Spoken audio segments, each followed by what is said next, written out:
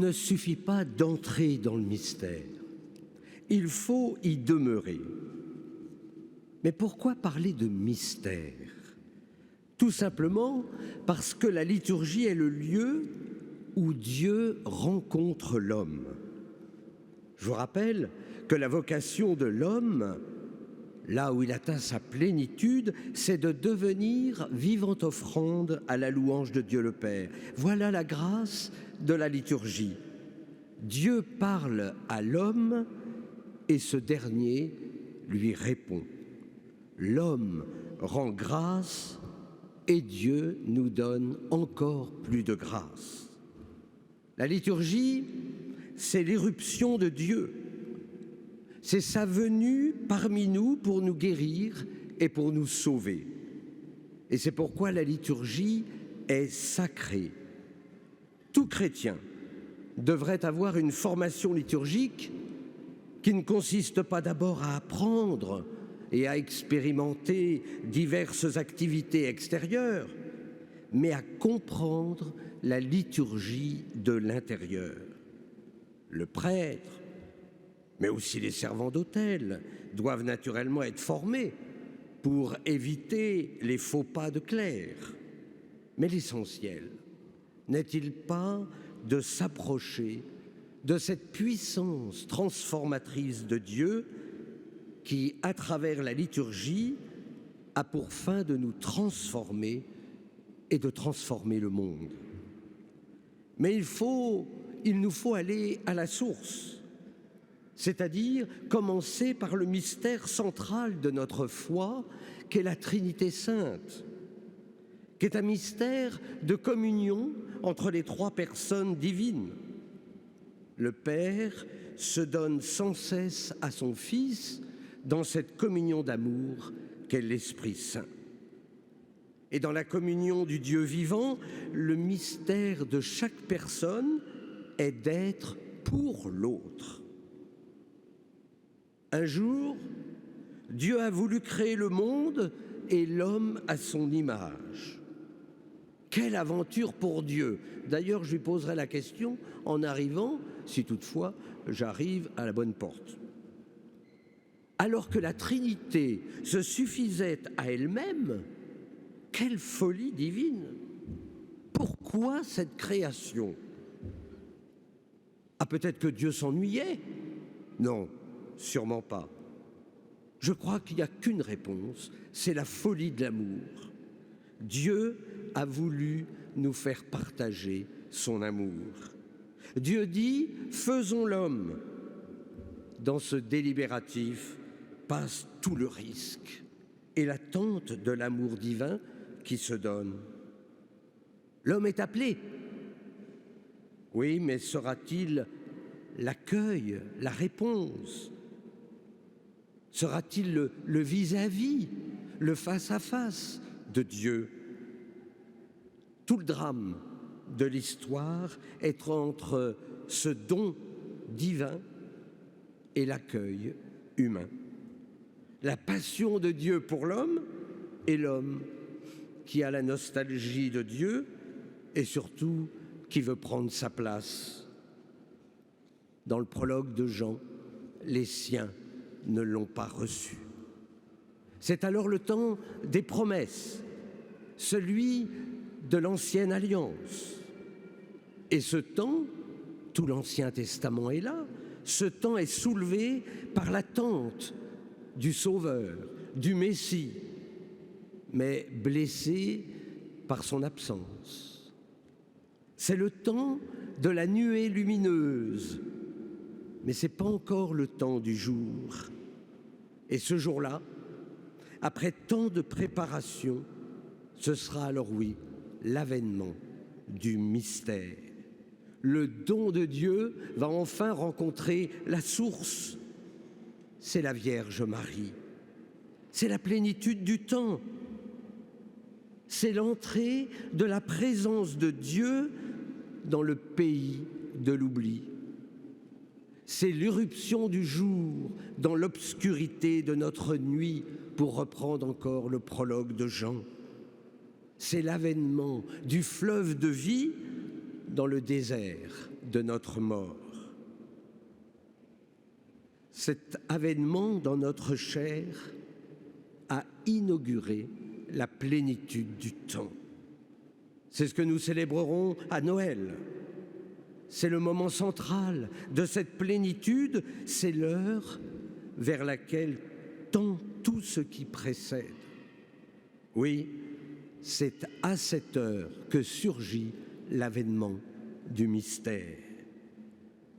Les religions, les idéologies posent de nombreux principes, mais quand il s'agit d'aborder la question de la mort, elles proposent à l'homme de ne plus y penser. À l'inverse, la folie du mystère est d'entrer dans la mort. L'avènement du fleuve de vie dans notre histoire, c'est le seul événement sérieux parce qu'il affronte les ténèbres de la mort. Il y a deux événements dans ce mystère. L'événement caché, c'est celui de la croix. L'abaissement de Dieu à Noël, c'était l'aurore de la grâce. Celui de la croix en est le resplendissement au plus épais des ténèbres. Et vous le savez, quand la vérité éclate, le mensonge est confondu et il se dissipe comme la nuit devant le jour qui se lève. Sur la croix, la mort n'est plus. Le Fils de Dieu l'a écrasé par sa propre mort. Avec le Christ, la mort n'a plus le dernier mot. L'autre événement, c'est celui de la résurrection. Le Père achève son chef-d'œuvre.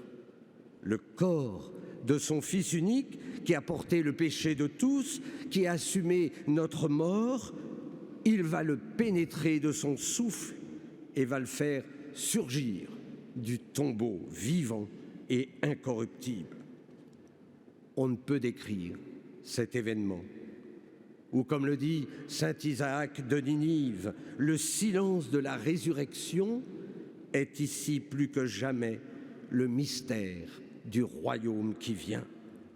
Le corps qui surgit du tombeau n'est plus seulement celui de la soif de l'homme, non, c'est celui qui est la source de la vie. En ce jour de la résurrection, le fleuve de vie est devenu liturgie. Et cet événement, il n'est pas dans le passé, il a surgi une fois pour toutes. Il est vrai que les événements arrivent une fois et ils passent, ils appartiennent au passé. La résurrection, elle n'est pas dans le passé, sinon Jésus n'aurait pas vaincu la mort. Il a percé le mur de la mort, il a percé celui du temps mortel. Depuis lors, eh bien, la communion de la Trinité sainte ne cesse de se répandre dans notre monde, d'inonder notre temps de sa plénitude divine. Le dessein d'amour du Père est devenu liturgie.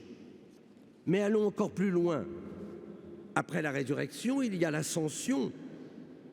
C'est un tournant décisif pour la liturgie. C'est la fin d'une relation à Jésus encore tout extérieure. C'est l'inauguration d'une relation de foi toute nouvelle. C'est le temps nouveau. C'est la liturgie des derniers temps. Saint Grégoire de Nice, un père cappadocien du IVe siècle, frère de Saint Basile, montre que toute notre vie spirituelle est portée par ce dynamisme ascensionnel. Et puis, c'est la Pentecôte. L'Esprit envahit les hommes et les femmes de sa présence personnelle. Ce n'est plus un groupe de croyants, mais c'est une communion nouvelle. Ce ne sont plus des disciples, ils sont devenus apôtres. Remplis de l'Esprit, oh, ils restent, c'est vrai, de pauvres hommes, mais en fait, ils sont transformés en profondeur. La vie de l'Esprit pénètre leur nature à sa racine ontologique. Ils participent de la nature divine. Ils sont réellement déifiés. Et voilà que d'un petit reste de pauvres, l'Esprit a fait en ce jour l'Église. Le fleuve de vie vient d'être accueilli. La liturgie commence dans les derniers temps. Elle fait naître l'Église par l'Esprit Saint. La liturgie prend corps dans l'Église. Voyez, il nous faut toujours demeurer dans ce mystère. Sinon, la liturgie risque de sombrer dans un horizontalisme. On perçoit parfois un affaiblissement du sens du mystère dans nos sociétés sécularisées. C'est pourquoi il faut renouveler et approfondir la foi dans le mystère lui-même. Sinon, nous allons même séculariser le salut. Nous allons sombrer dans un relativisme religieux. Tout le monde, il est beau, tout le monde, il est sauvé. L'Église, c'est le mystère de la rencontre de Dieu avec l'humanité. Et c'est pourquoi l'Église, elle est épouse, et elle est en même temps corps du Christ, peuple de Dieu, mère. L'Église est le lieu où se réalise cette communion avec Dieu. La participation des fidèles à la liturgie, qui a été soulignée dans la réforme liturgique de Vatican II, consiste essentiellement à entrer dans ce culte où Dieu descend vers l'homme et où l'homme s'élève vers Dieu. Ainsi, l'Eucharistie, mémorial du Fils, c'est le vrai culte d'adoration. C'est ce culte qui monte vers le Père. Et la participation à l'Eucharistie est l'acte fondamental de la vie de l'Église. C'est la communion avec la vie trinitaire, communion avec le Père qui est source de tout don, avec le Fils incarné, ressuscité, avec l'Esprit qui opère une transformation et une divinisation de notre nature humaine. L'Eucharistie, mystère de la foi, c'est le dessein de Dieu révélé en Jésus-Christ. Dieu qui se donne à nous, qui est avec nous, est un don et un mystère. Le mysterium fidei est Dieu qui se donne à nous, le premier, le dernier et le vivant venu dans le temps. Et ce qui veut dire que le mystère de l'homme s'éclaire vraiment que dans le mystère du Verbe incarné. Le Fils, il se fait connaître dans la liturgie de l'Eucharistie et en même temps, il reste caché pour encourager la raison, l'intelligence du croyant à le chercher constamment jusqu'à ce qu'il le trouve présent dans sa vie. En tout cas, c'est l'action du mystère auquel la liturgie conduit toujours plus profondément. L'amour réalise la foi. Et c'est cette foi qui change le cœur du croyant, qui le convertit, qui l'ouvre à l'amour. Il est sûr que la sauvegarde du sens du sacré dépend fondamentalement de la conscience que l'Eucharistie est un don et un mystère. Revenons encore sur ce mystère.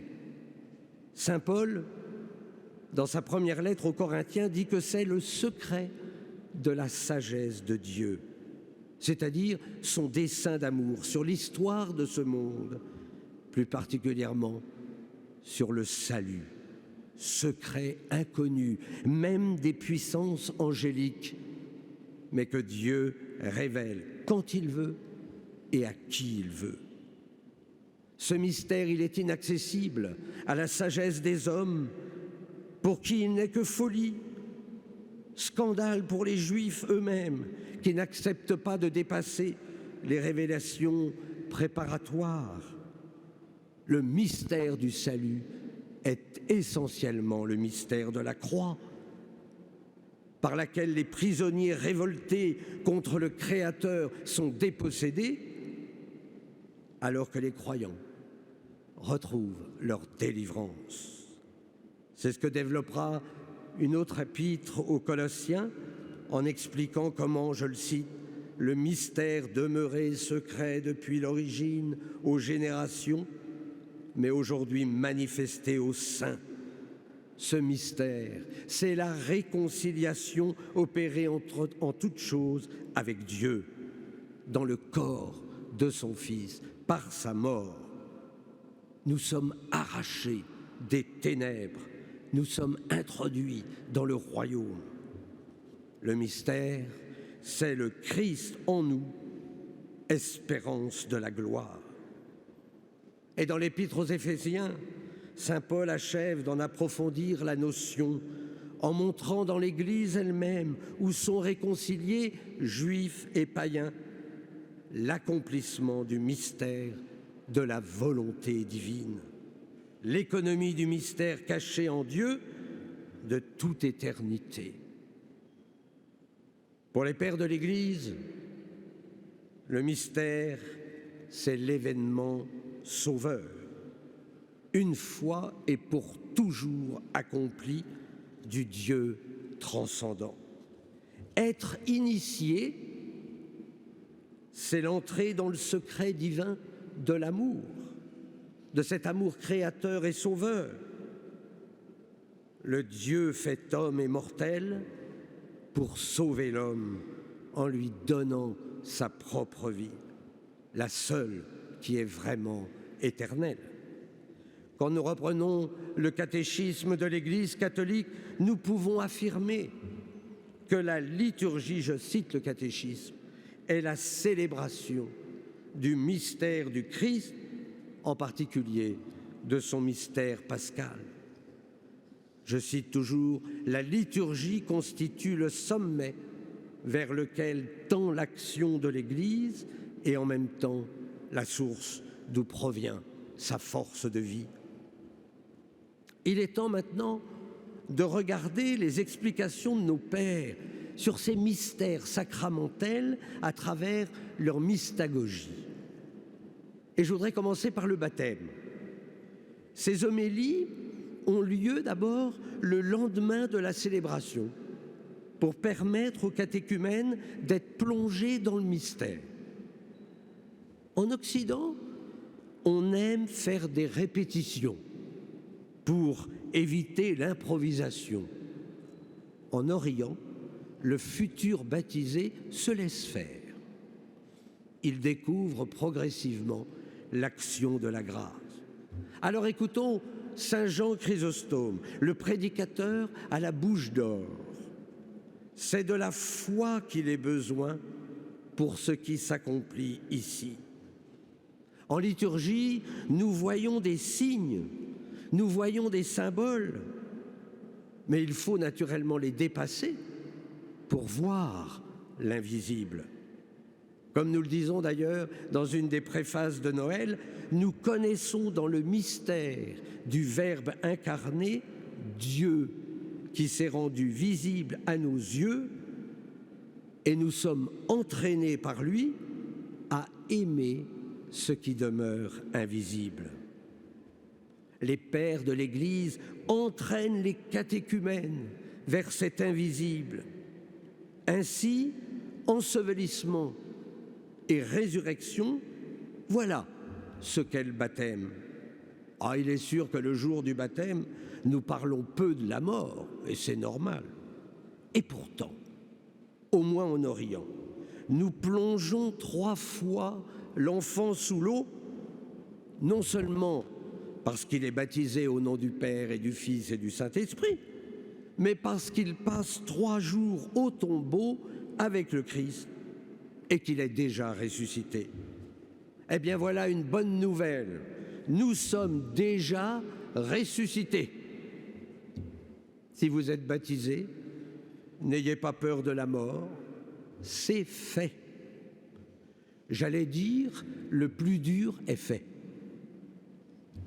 Certes, il nous faudra quand même passer par la mort, mais n'oubliez pas qu'elle est devenue une Pâque, c'est-à-dire un passage vers le Père, une entrée dans la vie. Saint Ambroise, évêque de Milan, celui qui a participé, qui a suivi la conversion de saint Augustin, grâce à ses prédications, précise que le plus beau cadeau du baptême, c'est la foi. Je le cite, « Vous avez reçu le baptême, vous avez la foi. Il m'est interdit d'en juger autrement, car tu n'aurais pas été appelé à la grâce si le Christ ne t'avait pas jugé digne de sa grâce. Donc, point n'est besoin, comme parfois je l'entends, point n'est besoin de vous poser la question « Ai-je encore la foi ?» Mais si vous êtes baptisé, vous avez la foi. Ah certes, elle peut être enfouie, mais il suffit de la chercher dans un repli de votre âme. Mais vous comprenez qu'en liturgie, la foi, elle est essentielle. Les pères font confiance en l'efficacité de la parole de Dieu prononcée dans la liturgie. Il me souvient un jour dans une paroisse, lors de la fête des saints anges gardiens, avoir été interpellé à la fin de la messe par une fidèle. « Mais mon père, vous y croyez vraiment à ces anges gardiens? Depuis des années, on nous dit que les anges n'existent plus. » Et je lui ai répondu, « Pourtant, à la fin de nos préfaces, nous parlons des anges et des archanges pour chanter avec eux le Sanctus. Mais, me dit-elle, c'est symbolique. Que mettons-nous derrière ce mot? C'est pas virtuel. C'est pas l'imaginaire. C'est vrai. Le problème, c'est bien la foi. En liturgie, tout ce que le célébrant dit se réalise, même si c'est le plus souvent invisible. Écoutons Jean Chrysostome sur la renonciation à Satan. Cette renonciation est un contrat entre le Seigneur et le catéchumène. Si l'on parle de foi, dit Chrysostome, c'est qu'il ne s'agit de rien de visible, mais de biens qui tous ne sont visibles que par les yeux de l'esprit. Nous oublions par exemple que la renonciation à Satan que nous avons faite le jour de notre baptême, ou au moins nos parents, parrains et marraines, cette renonciation, elle est enregistrée au ciel. Les engagements demeurent ineffables auprès du Maître. J'entends que des gens demandent qu'il soit rayé des registres du baptême. Mais moi, je veux bien qu'on les raye. Mais moi, je ne pourrais pas les rayer du livre de vie. Je ne peux pas monter au ciel pour dire au Seigneur, il ne veut plus. C'est marqué, c'est gravé. Dieu parle, mais nous aussi. Dieu entend, à la différence de nous, il retient. Tandis que nous, on oublie. En liturgie, les fidèles ne sont pas des spectateurs. C'est pourquoi il nous faut entrer dans le mystère. Ah, je pense que si on se rendait compte de ce que nous disons dans la liturgie, on la vivrait autrement. Renoncer à Satan, oui, mais que de péché depuis notre baptême. Saint Jean Chrysostome en pleure. J'ai lieu ici de pleurer et de gémir amèrement. Je viens de me rappeler le jour où j'ai moi-même été jugé digne de prononcer cette parole. Et quand je considère le poids des fautes que j'ai accumulées depuis ce moment jusqu'à maintenant, je suis bouleversé. Comme il est utile de temps en temps de participer à des baptêmes, en écoutant les paroles prononcées, peut-être pour raviver le don reçu, pour nous rendre compte de l'abîme qui existe entre la grâce reçue et ce que nous sommes devenus. Comme prêtres, nous avons la grâce de renouveler nos promesses à la messe chrismale et à chaque ordination, d'écouter les paroles de l'évêque aux jeunes ordinants. En tout cas pour moi, c'est un bel examen de conscience. Et ça se termine toujours par un appel à la miséricorde divine. Saint Cyril de Jérusalem, lui, fait le lien entre la renonciation à Satan et la profession de foi. Je le cite, « Quand tu renonces à Satan, foulant aux pieds tout pacte avec lui, tu brises les vieux traités avec l'enfer. À toi s'ouvre le paradis de Dieu. Alors tu as dit, je crois au Père et au Fils et au Saint-Esprit et à un seul baptême de pénitent. Quelle joie! Le paradis s'ouvre de nouveau à chacun d'entre nous. Oui, par le baptême, je peux vous l'assurer, nous irons au paradis. Et Dieu est fidèle à sa promesse. Ah certes, il nous faut quand même vivre les promesses de notre baptême et faire grandir la grâce baptismale. Mais nous portons désormais ce trésor. Tu as vu son insondable bonté, dit encore Chrysostome. De toi il n'a reçu que tes paroles et il te confie un si grand trésor de réalité. Il oublie toute ton ingratitude ancienne, il ne se souvient plus de ton passé et il se contente de tes brèves paroles. L'onction sainte, avec le Saint-Crème, nous transforme en athlètes du Christ. Dorénavant, l'ennemi est furieux, il grince des dents, il rôde comme un lion rugissant. Oui, mais avec cette onction, Satan n'ose pas regarder en face s'il voit briller l'éclair qui jaillit de cette onction et qui lui aveugle la vie. Chez les pères, il y a ce combat spirituel dont on n'a rien à craindre, car le Christ est avec nous. Dans les premiers siècles, cette onction, c'était la confirmation. Aujourd'hui, quand on confère le baptême d'adulte, l'évêque donne les 3 sacrements de l'initiation, le baptême, la confirmation et l'Eucharistie. D'ailleurs, on n'y fait pas attention, mais c'est l'ordre naturel qui est même rappelé dans le nouveau rituel du baptême. C'est d'abord baptême, confirmation et Eucharistie. Sans doute, toutes les vertus relèvent de l'esprit, mais celles-ci sont comme cardinales, comme les plus importantes. Qu'y a-t-il d'aussi important que la piété? Qu'y a-t-il d'aussi important que la connaissance de Dieu? Ces catéchèses mystagogiques sont un trésor de grâce. En tout cas, elles illustrent ce que nous vivons dans les sacrements.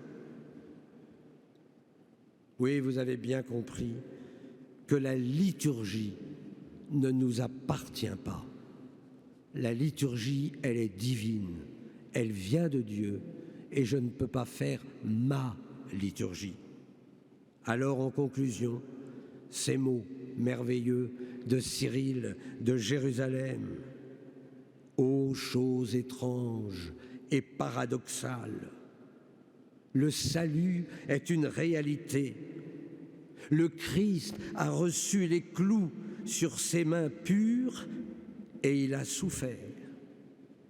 Et à moi, sans souffrance et sans peine, il accorde par cette participation la grâce du salut. La semaine prochaine, nous parlerons alors de la liturgie eucharistique. Amen.